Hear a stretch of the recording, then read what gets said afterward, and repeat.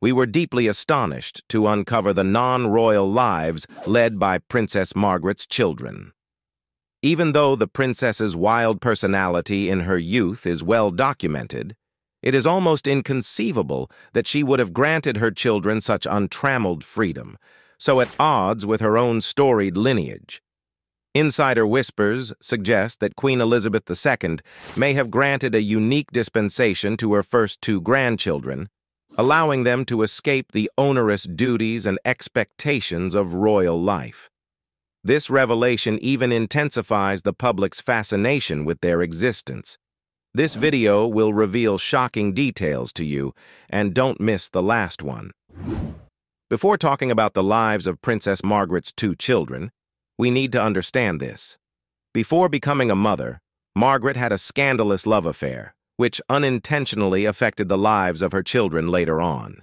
In fact, Margaret had a complex and poignant love affair with Peter Townsend, a distinguished group captain of the Royal Air Force.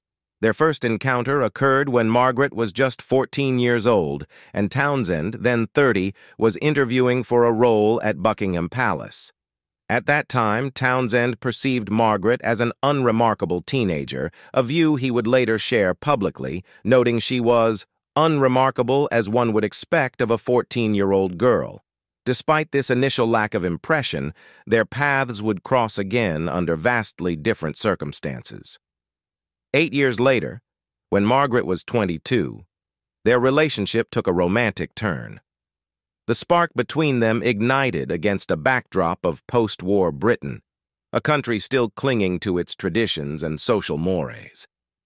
Townsend, a dashing war hero and equerry to King George VI, was divorced with two children, a status that posed a significant problem in the rigid social hierarchy of the British monarchy and its accompanying institutions.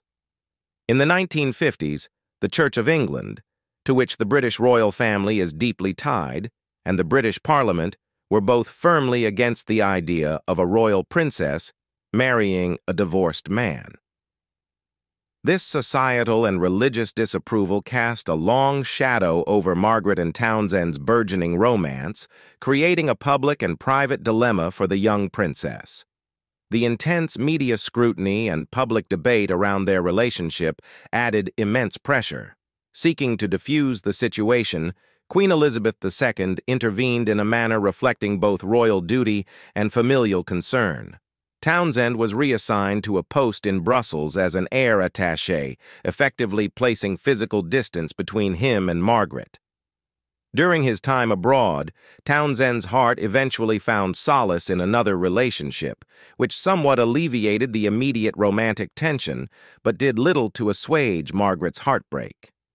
Margaret's emotional turmoil was compounded by the constitutional implications of her potential marriage to Townsend. As a princess of the royal bloodline, any decision she made regarding marriage would be seen as a reflection of the monarchy and its adherence to tradition and religious principles. In a public statement to BBC Radio, Margaret candidly addressed the rumors and her personal deliberations. She revealed that she had considered renouncing her rights of succession to marry Townsend in a civil ceremony. However, her deep commitment to the teachings of the Church, which held Christian marriage as indissoluble, and her sense of duty to the Commonwealth ultimately guided her decision. She stated, "I have been aware that subject to my renouncing my rights of succession, it might have been possible for me to contract a civil marriage," continuing. "But, mindful of the Church's teaching that Christian marriage is indissoluble and conscious of my duty to the Commonwealth, I have resolved to put these considerations before any others.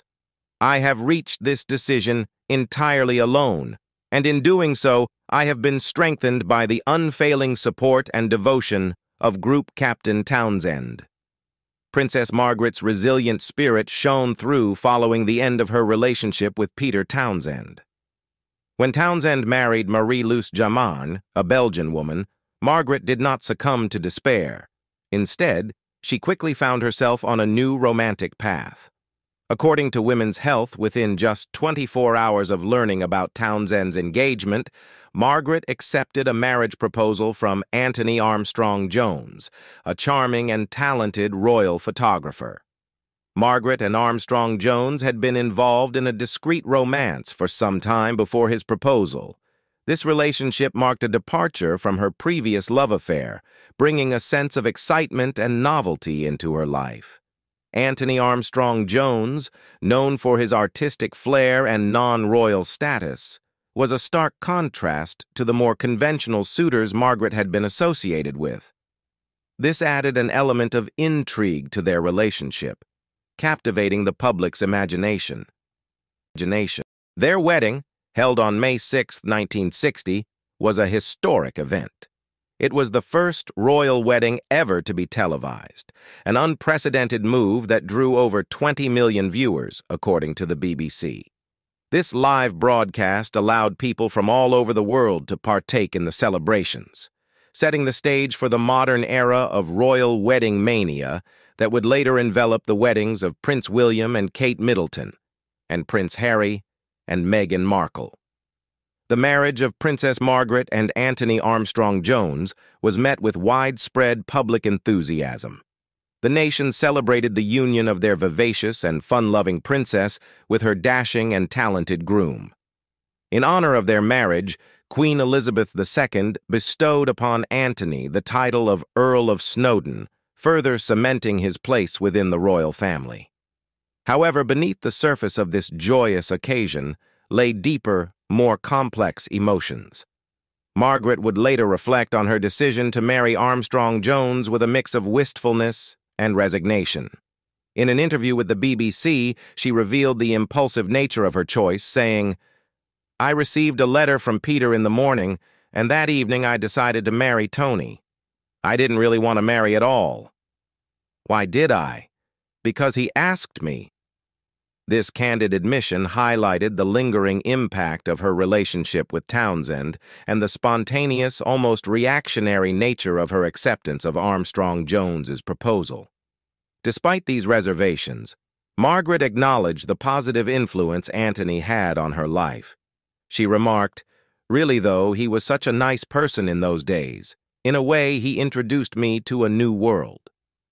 This sentiment underscores the transformative effect Armstrong Jones had on Margaret, bringing new experiences and perspectives into her life. His artistic background and unconventional approach to life provided a refreshing contrast to the structured and duty-bound existence she had known. Though their romance turned sour in the later years of their marriage, they still experienced profound joy with the birth of their first child. On November 3, 1961, they welcomed a baby boy, David Albert Charles Armstrong Jones, at the royal residence of Clarence House. This significant event brought a renewed sense of hope and happiness to the couple, despite the underlying tensions that would later surface in their relationship. David's christening took place in the illustrious music room at Buckingham Palace, a location steeped in royal tradition. The choice of venue underscored the significance of the occasion and the couple's status within the royal family. This grand event was attended by close family and friends, with Queen Elizabeth II serving as one of David's godparents, a testament to the close bond between the sisters, Margaret and Elizabeth. Despite his parents' different ranks and the complexities of royal life, David enjoyed a relatively normal and affectionate upbringing. He was surrounded by his royal cousins, Queen Elizabeth's 4 children, Prince Charles, Princess Anne, Prince Andrew, and Prince Edward, who became some of his closest childhood friends. The Armstrong Jones family was tightly knit with the royal household, ensuring that David's early years were filled with familial warmth and camaraderie. According to the Manchester Evening News, David often accompanied his cousins on family holidays, which provided ample opportunities for bonding and creating lasting memories. These trips helped to cement the relationships between the young royals, fostering a sense of unity and shared experiences. Additionally, David and Prince Andrew took music lessons together from the tender age of 5, highlighting their shared interests and the efforts made to ensure a well-rounded education for the royal children. David's close association with the royal family and the privileges that came with his status were evident from an early age. At his birth, he was fifth in line to the throne, a position that underscored his importance within the royal hierarchy. However, as the years passed and more royal babies were born, David's place in the line of succession shifted. Today, he stands 24th in line, a reflection of the expanding royal family and the passage of time. 3 years after the birth of David, Princess Margaret and Anthony Armstrong Jones welcomed their only daughter, Lady Sarah Frances Elizabeth, on May 1, 1964.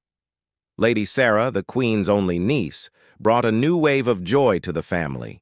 Raised in the grandeur of Kensington Palace, she enjoyed a privileged upbringing surrounded by her parents, older brother David, and a close-knit circle of royal cousins.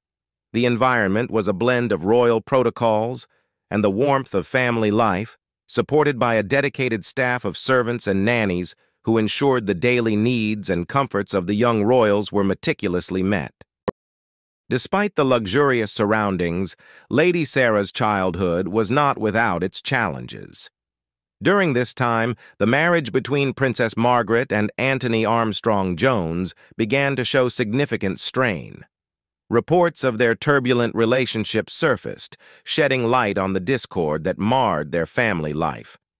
In an interview with one of Margaret's ladies-in-waiting, the Evening Standard highlighted the growing tension at Kensington Palace, describing it as having degenerated into open warfare.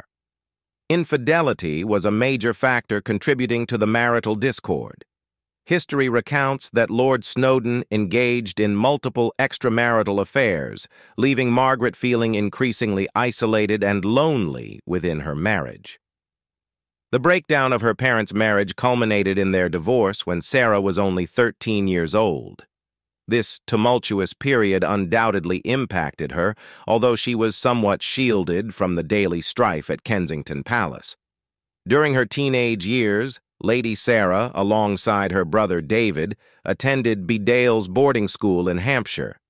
Known as Britain's artsiest private school, Bedales offered an unconventional and progressive education that stood in stark contrast to the rigid traditions of royal upbringing. David Armstrong Jones later reflected on their time at Bedales, telling Vanity Fair, "Bedales was perfect for my sister and me. Very open, very few rules, no uniforms, co-educational, and very little of you have to do this like this. You very much controlled your education." This environment provided a sense of freedom and creativity, allowing Sarah and David to explore their interests and develop independently, away from the public scrutiny and the constraints of royal expectations. Despite her marital troubles, Princess Margaret was known for being a dedicated and hands-on mother, particularly in educating her children about art and culture. According to Women's Health, she was passionate about instilling a love for the arts in her children, David and Sarah. Following her death in 2002, David shared fond memories of his mother's influence and the rich cultural environment she created for them. Princess Margaret's love for art was evident in the various activities she planned for her children. She frequently took David and Sarah on antiquing trips and visits to the National Gallery, fostering an early appreciation for art history and aesthetics. David recounted these experiences in a 2018 interview with Alain Elkann, saying, "I loved being around my mother. In the house were very interesting people from all walks of life. There was creativity and music. She played the piano by ear, and at Christmas she held the sacred and profane buffet, and people would play." These gatherings were a testament to Margaret's vibrant personality and her ability to create an engaging and dynamic home environment. In another interview with Vanity Fair, David shared a poignant story that exemplifies his mother's dedication to art education. He recalled a visit to the National Gallery with Princess Margaret and his grandmother, the Queen Mother, where they went specifically to see a Vermeer painting. When young David expressed interest in seeing more of the museum's collection, his mother candidly replied, "If you want to see those, you can go on your own." This anecdote reflects Princess Margaret's straightforward approach and her emphasis on quality and focus on art appreciation. Margaret's artistic inclination was not surprising, given her marriage to Anthony Armstrong Jones, one of the country's most sought-after photographers. Together, they created a bohemian family atmosphere that prioritized art, freedom, and creativity.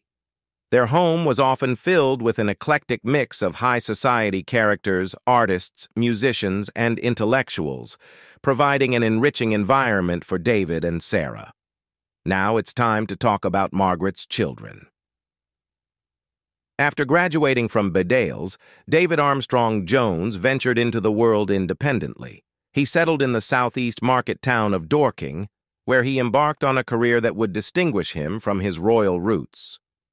David opened a shop where he designed and built his own furniture, tapping into a talent and passion that would eventually lead to a successful and celebrated career in craftsmanship. David Linley, as he is now known professionally, quickly gained recognition in the furniture design world. His shop in Dorking became the foundation of what would grow into a bespoke furniture and interior design empire known simply as Linley. His clientele included high-profile names such as Elton John and Valentino, showcasing the level of craftsmanship and creativity that David brought to his work. His transformation from a small shop owner to a renowned designer and businessman is a testament to his dedication and talent. David credits much of his success to the influence and guidance of his father, Anthony Armstrong Jones, the Earl of Snowdon. In a 2011 interview with The Telegraph, David reflected on the impact his father had on his career. "I inherited my love of design from my father, the Earl of Snowdon, who was always fascinated by pushing the boundaries of an object, working out how to make it touch the ground in 2 places rather than 3. I was pretty bad at making things as a child, but he was an excellent teacher."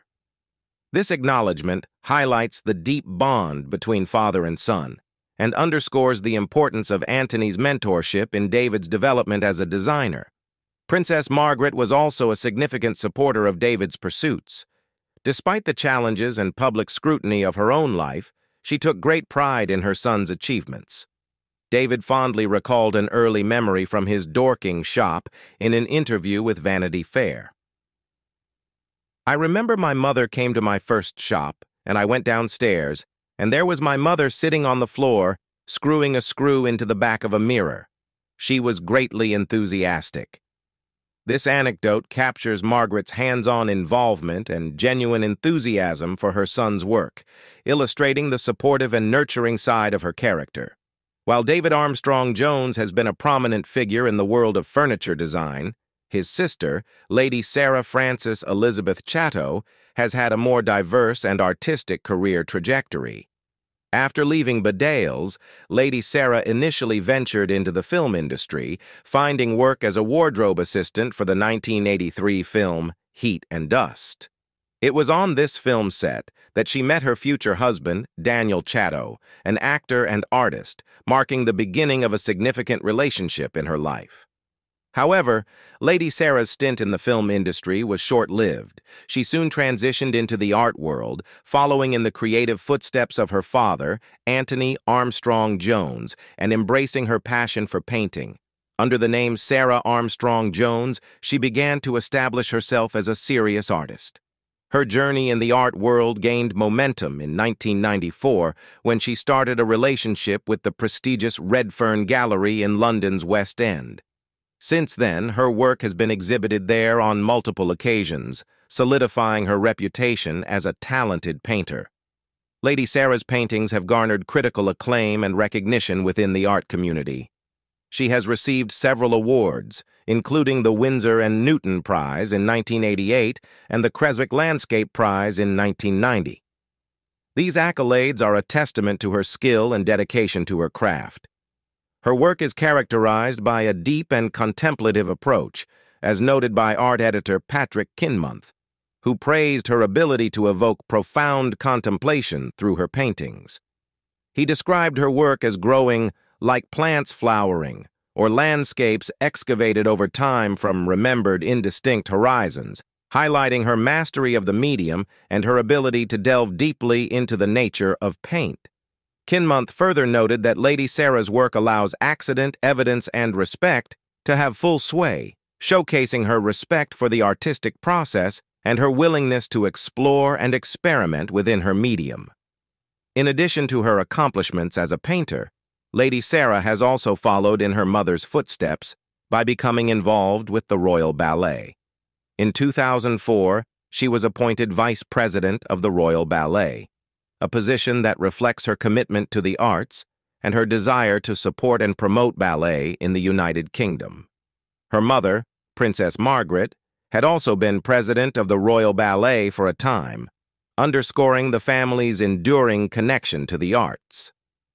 With 3 of Queen Elizabeth's children undergoing scandalous divorces in the 1990s, the British tabloids have christened the Windsor line with a bit of a royal marriage curse. Unfortunately, David Armstrong-Jones, Earl of Snowdon, became another casualty of this so-called curse when he announced his divorce from his wife, Serena Armstrong-Jones, in 2020, ending their 26-year marriage. According to Town and Country, a spokesman for the couple told CNN that they had reached an amicable decision to part ways. The statement read, "The Earl and Countess of Snowdon have amicably agreed that their marriage has come to an end and that they shall be divorced. They ask that the press respect their privacy and that of their family." The announcement shocked royal fans, particularly since it coincided with another high-profile royal separation. That same week, Peter Phillips, the Queen's eldest grandson, and his wife, Autumn, announced their divorce after 13 years of marriage. The dual revelations added fuel to the narrative of a royal marriage curse, a concept that has intrigued and entertained the public and the media for decades. David and Serena's split was especially poignant given their long-standing relationship. They married in 1993, and over the years, they cultivated a relatively low-profile yet seemingly strong partnership. Despite their separation, the couple remained committed to presenting a united front for the sake of their children, Viscount Linley, Charles Armstrong-Jones, and Lady Margarita Armstrong-Jones. This decision to co-parent amicably and maintain family unity, even amidst personal turmoil, highlights their dedication to their children's well-being and desire to shield them from the intense scrutiny that often accompanies royal life. Unlike her brother and several royal cousins, aunts, and uncles, Lady Sarah Chatto and her actor husband, Daniel Chatto, have defied the so-called royal marriage curse and remained happily married for over 28 years. Their enduring relationship stands in contrast to the often tumultuous marital histories within the British royal family.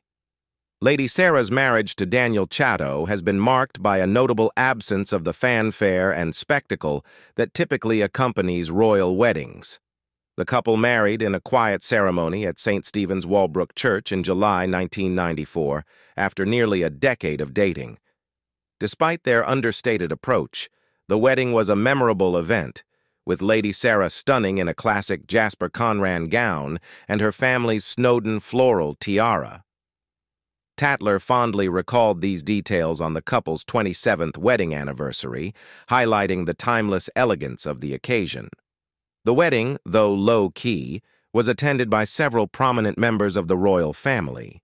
Guests included Lady Sarah's aunt, Her Majesty the Queen, her uncle, the Duke of Edinburgh, and her grandmother, the Queen Mother.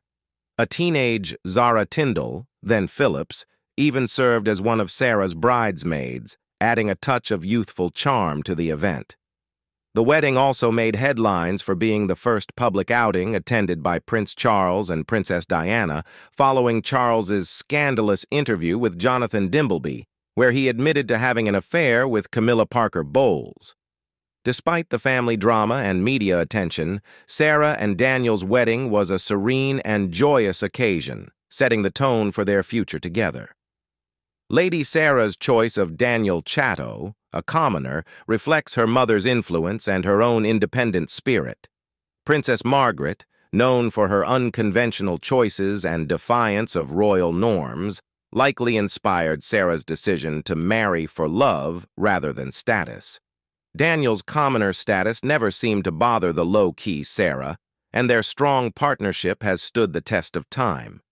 Residing in Kensington, the couple has built a close-knit family, raising 2 sons, Samuel and Arthur. Their children have followed different paths, each finding their own way in the world. Samuel, 25, pursued his education at the University of Edinburgh and is now an artist based in West Sussex. His artistic career mirrors the creative legacy of his family, particularly the influence of his grandmother, Princess Margaret, and his aunt, Lady Sarah. Arthur, 23, has taken a different route, working as a personal trainer. Both sons reflect the diverse interests and talents nurtured within their family. Princess Margaret's children, David and Sarah, always maintained close ties with their maternal cousins, but following their mother's death in 2002, they grew even closer to Queen Elizabeth II. Sarah, in particular, shared a special bond with her aunt. She was often described as being adored by the Queen. This close relationship was evident in the Queen's invitations to Sarah to accompany her to Craigavon Lodge, her favorite holiday house in Aberdeenshire, a privilege not extended to many via hello. This unique access highlights the depth of their bond and the mutual affection they shared.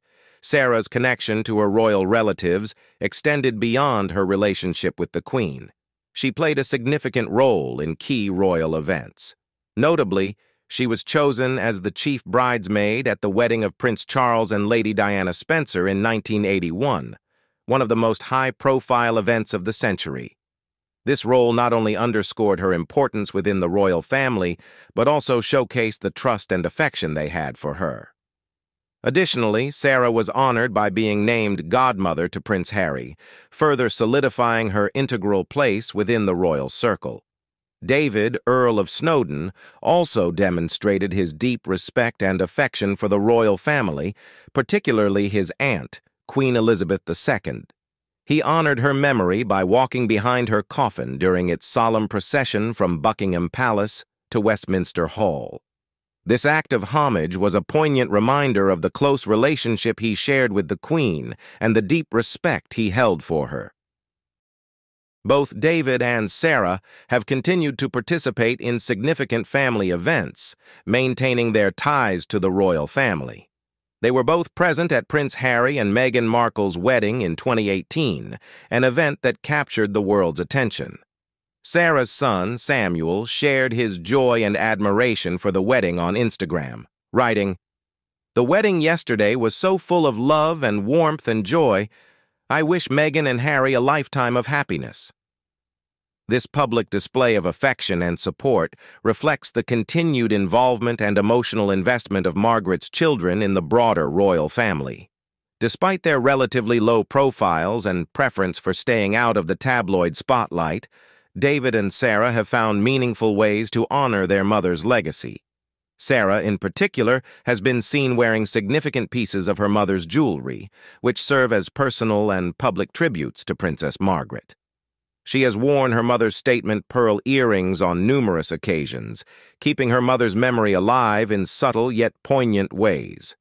Additionally, Sarah has been seen sporting a diamond brooch that once belonged to Princess Margaret at both the Queen and Prince Philip's 50th wedding anniversary celebration in 1997, and her mother's funeral in 2002, according to Express. These gestures signify her deep connection to her mother's legacy and her desire to keep that legacy present in her own life. What do you think about the free life of Princess Margaret's children? Leave us your comments in the section below. We hope you have found this helpful video. Don't forget to leave a like, share, and subscribe to the channel if you like it. Thank you for watching this and see you in the next videos. Goodbye.